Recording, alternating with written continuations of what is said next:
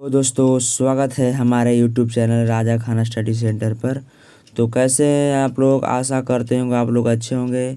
तो आज हम आप लोग के लिए लेकर आए हैं क्लास 10th संस्कृत का मोस्ट इम्पोर्टेंट सब्जेक्टिव क्वेश्चन, जो आपके बोर्ड एग्जाम के लिए काफ़ी ज़्यादा यूजफुल साबित होने वाला है।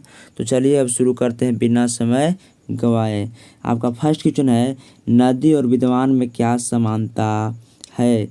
तो नदी और विद्वान में क्या समानता है। तो मुंडको उपनिषद में महर्षि वेदव्यास का कहना है कि जिस प्रकार बहती हुई नदियाँ अपने नाम और रूप को छोड़कर मन व्यक्तित्व को त्याग कर समुद्र में मिल जाती है, ठीक उसी प्रकार विद्वान पुरुष अपने नाम और रूप को अर्थात अपना अहम को त्याग कर ब्रह्मा को प्राप्त कर लेता है, मैंने ईश्वर को प्राप्त कर लेता है। नदी और विद्वान में ही समानता दर्शाया गया है। मैंने मुंडको उपनिषद में महर्षि वेदव्यास कहते हैं जिस प्रकार जो बहती हुई नदियाँ होता है अपने नाम और रूप को छोड़कर समुद्र में मिल जाता है, ठीक उसी प्रकार विद्वान व्यक्ति भी अपने नाम और रूप को त्याग कर या अहम को त्याग कर ब्रह्मा को मैंने ईश्वर को प्राप्त कर लेते हैं। इसमें आपको ऑब्जेक्टिव पूछा जाएगा कि नदियाँ नाम और रूप को छोड़कर कहाँ मिलती है, तो समुद्र में मिल जाती है। विद्वान पुरुष किसको त्याग कर मैंने क्या ब्रह्मा को प्राप्त कर लेता है, तो अपने नाम और रूप को मैंने अहम को त्याग कर। चलिए क्वेश्चन नंबर 2 आपका है। क्वेश्चन नंबर 2 है कि मंगलम पाठ के आधार पर सत्य की महत्ता पर प्रकाश डालें। मंगलम पाठ के आधार पर आपको सत्य की महत्ता पर प्रकाश डालना है। तो सत्य की महत्ता का वर्णन करते हुए महर्षि वेदव्यास कहते हैं कि हमेशा सत्य की ही जीत होती है, असत्य की कदापि जीत नहीं होती। यानी असत्य जीत नहीं होती है। सत्य से ही देवलोक का रास्ता प्रशस्त होता है और मोक्ष प्राप्त करने वाले जो ऋषि लोग होते हैं वह सत्य को प्राप्त करने के लिए ही देवलोक जाते हैं, क्योंकि देवलोक में ही सत्य का खजाना है। पूछेगा ऑब्जेक्टिव में सत्य का खजाना कहाँ है, देवलोक में। कहाँ है, देवलोक में। बोला फिर यहाँ पूछेगा मंगलम पाठ के आधार पर सत्य की महत्ता पर प्रकाश डालने, मैंने सत्य की मैंने आपको बारे में बताना है। तो सत्य की महत्ता का वर्णन करते हुए महर्षि वेदव्यास कहते हैं कि सत्य की जीत हमेशा होती है, सत्य की जीत कभी नहीं होती है। सत्य से ही देवलोक का जो रास्ता है वो प्रशस्त मैंने हार होता है। मोक्ष प्राप्ति करने वाले जो ऋषि लोग होते हैं वो सत्य की प्राप्त करने के लिए देवलोक जाते हैं और जो सत्य का खजाना होता है वह देवलोक में ही होता है। चलिए क्वेश्चन आपका 3 है। क्वेश्चन नंबर 3 आपको देखते हैं। क्वेश्चन नंबर 3 आपका है कि सत्य का मुख किस पात्र से ढका हुआ है। जो सत्य का मुख है जो आपका हिरण्मय पात्र से ढका हुआ है। क्वेश्चन नंबर 3 है ना, सत्य का मुख किस से ढका हुआ है, तो हिरण्मय पात्र से। हिरण्मय पात्र का मतलब होता है सोने जैसा पात्र से। किसे, सोने जैसा पात्र से ढका हुआ है। चलिए क्वेश्चन नंबर आपका 4 है कि नदियाँ कहाँ छोड़कर समुद्र में मिलती है। नदियाँ किसे छोड़कर समुद्र में मिलती है, यह आपको आगे अभी 1 क्वेश्चन में जब पहला जब बता रहे थे उसी में आया था। तो नदियाँ हैं जो अपनी नदियाँ नाम और रूप को छोड़कर समुद्र में मिलती है। घुमा के पूछ सकता है कि जो नदियाँ हैं वह नाम और रूप को छोड़कर कहाँ मिलती है, तो समुद्र में मिलती है। और किसको छोड़कर, तो नाम और रूप को छोड़कर। क्वेश्चन में आपका अगला है कि पटना के मुख्य दर्शनीय स्थलों का नाम या नाम लेखन करें। मैंने पटना के जो मुख्य दर्शनीय स्थल है जो देखने लायक है उसको आपको नाम बताना है। तो जो पटना का मुख्य दर्शनीय स्थल है वह है आपका गोलघर है, तारामंडल है, जैविक उद्यान है, उच्च न्यायालय है, सचिवालय है, गुरुद्वारा है, मैंने पटना जैविक उद्यान है, संजय गांधी है, अंतर्राष्ट्रीय हवाई अड्डा है। या आपको मैंने ऐसे तो बहुत सारी चीज़ें जो अपने दर्शन करने हो गए, लेकिन मुख्य रूप से आपका है गोलघर, तारामंडल, जैविक उद्यान, उच्च न्यायालय, सचिवालय, गुरुद्वारा, संजय गांधी जैविक उद्यान, मैंने जयप्रकाश नारायण अंतर्राष्ट्रीय हवाई अड्डा। यह सब आपका पटना का मुख्य दर्शनीय स्थल है जो देखने लायक है। चलिए क्वेश्चन आपका अगला है। क्वेश्चन नंबर 6 आपका है कि चंद्रगुप्त मौर्य के काल में पाटलिपुत्र की रक्षा व्यवस्था कैसी थी। आपको बताना है चंद्रगुप्त मौर्य के काल में। इसमें 2 व्यक्ति आते हैं, एगो चंद्रगुप्त मौर्य के काल में आएगा और एगो अशोक के काल में आएगा। तो आपसे पूछा जा रहा है कि चंद्रगुप्त मौर्य के काल में बताना है कि पाटलिपुत्र की रक्षा व्यवस्था कैसी थी।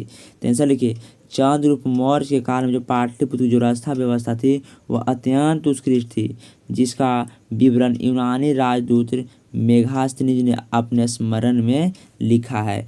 ऑब्जेक्टिव में पूछता है कि चंद्रगुप्त मौर्य के काल में पाटलिपुत्र की रक्षा व्यवस्था कैसी थी, तो एकदम खाली वहाँ लिखना, कुछ बताना है तो अत्यंत उत्कृष्ट कैसी थी, अत्यंत उत्कृष्ट थी। यह क्वेश्चन सब्जेक्टिव में पूछा गया है, जब पूछा जा रहा है तो आपको एकदम विस्तार से लिखना होगा कि चंद्रगुप्त मौर्य की जो काल में जो पाटलिपुत्र की रक्षा व्यवस्था थी वह अत्यंत उत्कृष्ट थी। तो इसका वर्णन किसने किया था, तो यूनानी राजदूत कौन था, मेघास्थनीज ने किया था। पूछेगा ऑब्जेक्टिव में मेघास्थनीज कौन था, तो यूनानी राजदूत, यूनान का राजदूत कौन था, तो मेघास्थनीज। चलिए क्वेश्चन नंबर आपको अगला है कि क्वेश्चन नंबर 7, प्राचीन ग्रंथों में पटना के कौन कौन से नाम मिलते हैं।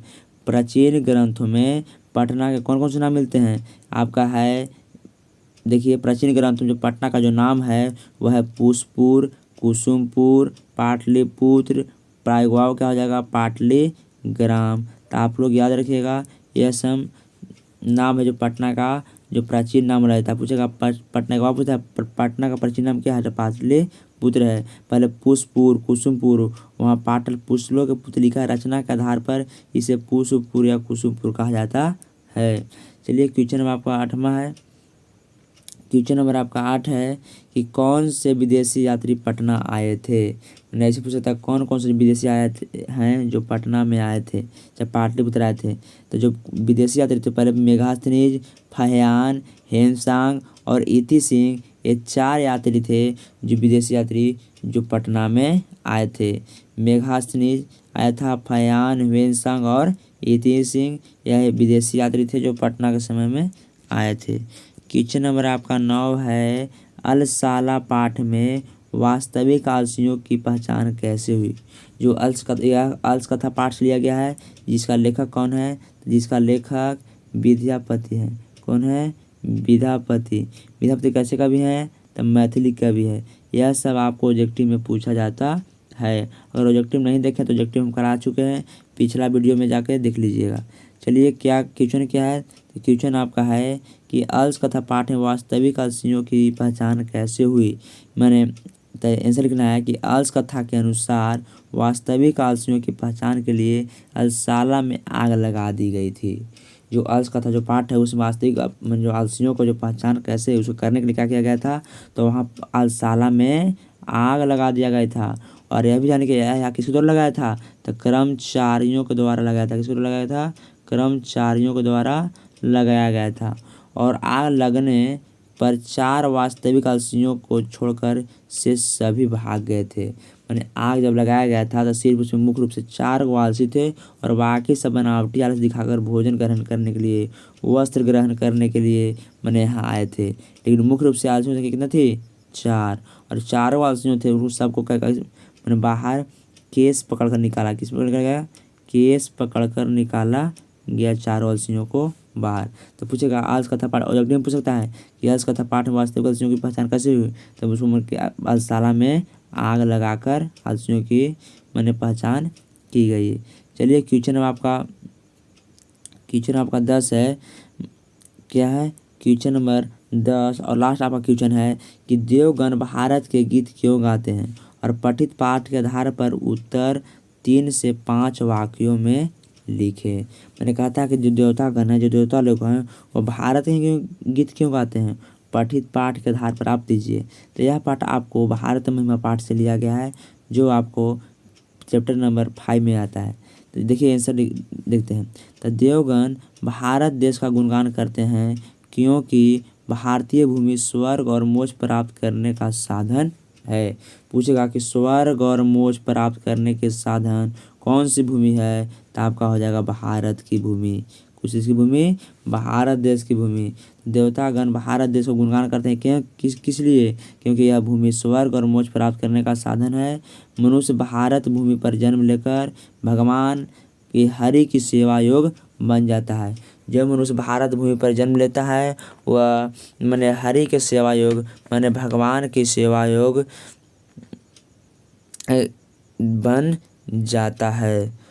तो गाइस देखा आपने कि किस तरह से आपको इस सारे स्टेप मैंने बतलाया और उनको आपको फॉलो करना है और आपको मैंने 100% फ़ायदा होगा। तो आज के वीडियो में इतना ही। अगर आप लोग वीडियो पसंद आई है तो वीडियो को लाइक करें, देना और नए हो तो चैनल को सब्सक्राइब कर देना। Thank you so much. God bless you. हंसते रहिए, मुस्कुराते रहिए और स्वस्थ रहिए। अगले सेशन में हम आपको लेकर आएंगे पार्ट 3।